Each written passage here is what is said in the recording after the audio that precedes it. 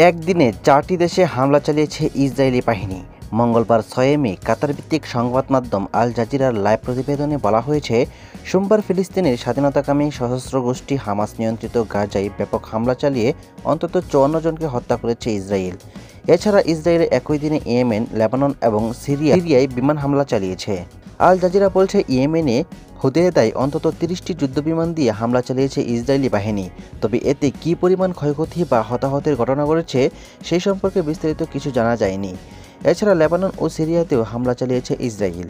এর আগে গত রোববার গাজায় হামাসের সামরিক হামলা আরও বাড়ানোর পরিকল্পনা অনুমোদন করেছে ইসরায়েলের নিরাপত্তা বিষয়ক মন্ত্রিসভা। এই পরিকল্পনার মধ্যে গাজা পুরোপুরি দখল ও ভবিষ্যতে নিয়ন্ত্রণে রাখার মতো বিষয় রয়েছে বলে জানা গেছে। ইতিমধ্যেই হাজার হাজার সংরক্ষিত সেনা ডেকে পাঠিয়েছে ইসরায়েলি সামরিক বাহিনী। বাকি জিম্মিদের ফিরিয়ে আনা আর হামাসকে পরাজিত করতে চাপ বাড়ানোকে তারা কারণ হিসেবে বর্ণনা করেছে।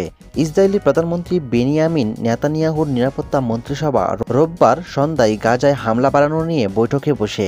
সেসব বৈঠকে এসব সিদ্ধান্ত নেওয়া হয়েছিল বলে জানা যাচ্ছে।